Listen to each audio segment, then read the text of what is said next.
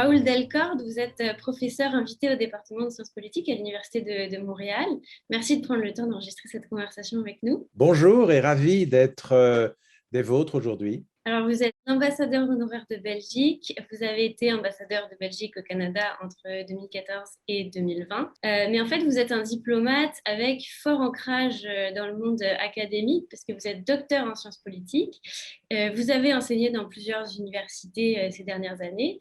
Et aujourd'hui, vous allez nous parler de bande dessinée, donc la BD francophone en l'occurrence, qui jette un regard, qui a toujours jeté un regard sur le monde extérieur et qui permet parfois d'éclairer le grand public sur les enjeux de l'international. Qu'est-ce qu'on peut dire du lien entre BD et RI, entre Tintin et le monde? On connaît la célèbre boutade du général de Gaulle rapportée par André Malraux. Au fond, vous savez, mon seul rival international, c'est Tintin, disait le général de Gaulle. Nous sommes les petits qui ne se laissent pas avoir avec les grands.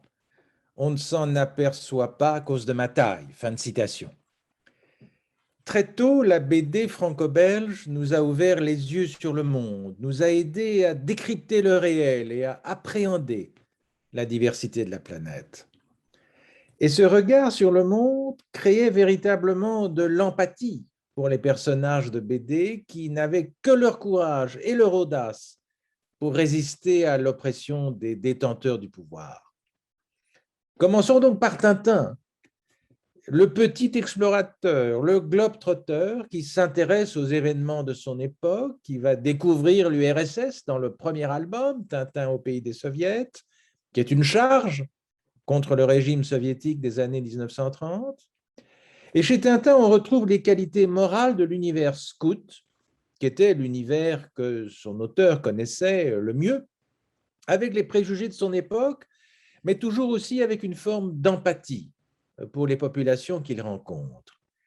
Il est avide de découvrir le monde et les peuples qui y vivent. C'est un journaliste et un anthropologue à la fois, avec un réel intérêt pour d'autres cultures, une volonté d'être présent sur tous les points chauds de la planète, dans les zones de conflit, où il jouera souvent le rôle de médiateur et même souvent d'artisan de paix.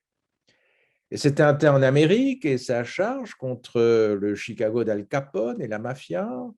C'est le Lotus Bleu avec l'agression du Japon contre la Chine et les problèmes de drogue. Et dès le Lotus Bleu, Tintin va cesser d'incarner l'Européen et de prétendre à une mission civilisatrice. Il reste bien sûr Tintin l'Européen, mais Hergé va s'intéresser non pas tant au personnage lui-même qu'au monde dans lequel il va se déployer. Et c'est Koch-en-Stock qui dénonce la persistance des trafics d'esclaves sur le chemin de la Mecque. C'est le sceptre d'Ottokar, inspiré de l'Anschluss, c'est-à-dire l'occupation de l'Autriche par l'Allemagne nazie, un peu avant la Seconde Guerre mondiale. Et dans le sceptre d'Ottokar, Tintin va jusqu'à s'engager dans la défense d'un petit pays menacé d'annexion par les visées expansionnistes du pays voisin, la Moldavie, on voit bien à qui il se réfère, dirigée par le général Mustler, amalgame de Mussolini et d'Hitler. Et donc on pourrait multiplier les exemples. Bon, c'est vrai, les premiers albums de Tintin sont marqués par une forme de paternalisme condescendant, et puis il y a une évolution. Avec le cycle des coups d'État qui ponctue l'histoire de l'Amérique latine, Hergé jette un regard désabusé, au fond, sur les dérives absolutistes qui font alterner au pouvoir le général Alcazar et le général Tapioca dans Tintin et les Picaros. Tintin, dans ce quasi-ultime album, ne se fait guère d'illusions, au fond, sur la capacité à modifier une situation. Mais il est encore capable de venir en aide à des amis, victimes de l'arbitraire du général Tapioca. Tintin est devenu progressivement un défenseur des droits de l'homme et au bout d'un long voyage sur 5 continents qui a modifié son regard sur le monde.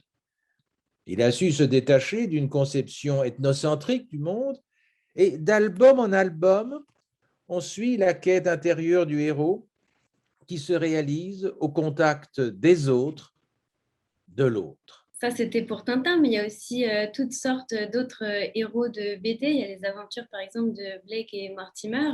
Eh bien là, on a un mélange de science-fiction et de romans d'espionnage. Edgar P. Jacobs va s'inspirer de la guerre froide pour narrer à partir du Secret de l'Espadon, qui est son premier album en 1946, l'opposition du monde libre aux États totalitaires, et notamment le péril jaune, comme on disait, au service duquel s'est mis le sombre colonel Ulrich. Ce dernier, aventurier, mercenaire, âme damnée qui n'a de cesse de contrecarrer les plans des deux amis britanniques qui incarnent les valeurs de l'Angleterre éternelle. Le récit intègre l'arme nucléaire avec un début de réflexion stratégique ainsi que les armements nouveaux. Et étonnante préscience, l'Espadon est un drone. Au fond, le secret de l'Espadon, c'est l'entrée de la BD dans l'âge adulte. Et les continuateurs de Edgar P. Jacobs, de l'album intitulé La machination Voronov jusqu'au Cri du Moloch, et le prochain album sortira dans quelques semaines, ont veillé à la construction subtile du récit, avec un arrière-fond militaire et politique rigoureux. Au fond, Edgar P. Jacobs est peut-être l'héritier de Jules Verne. Rien que ça. Dans un autre genre, évidemment, on pense à Lucky Luke. Lucky Luke, c'est près de 80 albums qui se déroulent tous autour de la guerre de sécession qui déchira l'Amérique à la fin du 19e siècle. Le côté un peu bourru du personnage, son flegme, et finalement aussi cette manière de caricaturer des personnages du Far West entre les frères Dalton et le chien Rantanplan, tout ça a quelque chose de très attachant. Enfin, c'est un univers qui est empreint d'une forme de dérision, mais aussi de courage, et marqué par un refus de se prendre trop au sérieux. Ce monde-là, on le retrouve dans les aventures d'Astérix, qui opposent le petit village gaulois à l'Empire romain. Les personnages d'Astérix ont traversé les pays et les cultures de leur époque sans se départir d'une forme d'autodérision.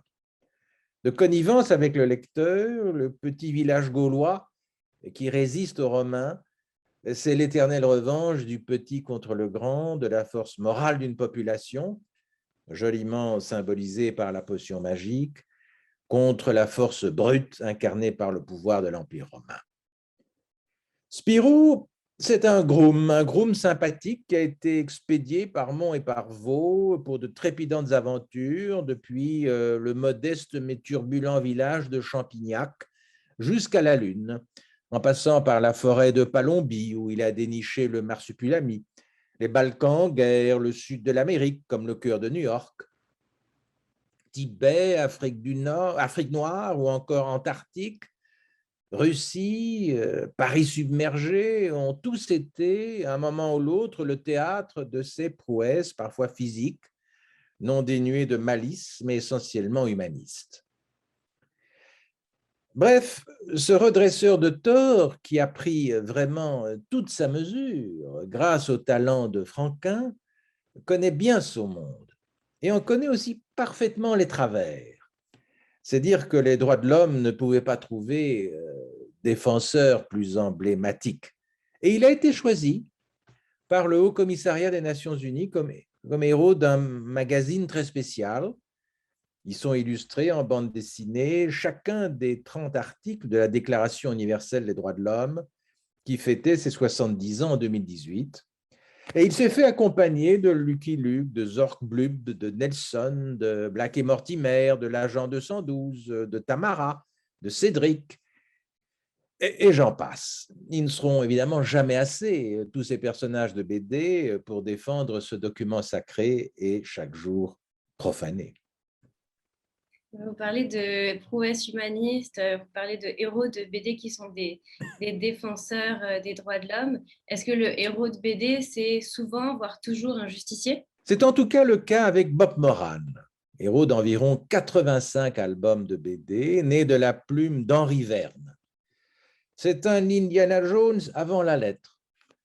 Cet aventurier qui défend la veuve et l'orphelin nous fait découvrir un riche éventail de l'humanité. Écumeurs des mers, espions-tueurs, pilleurs de vestiges archéologiques, terroristes transnationaux, pour ne citer que quelques échantillons de ce monde interlope aux quatre coins de la planète que le justicier Moran combat dans des affrontements épiques.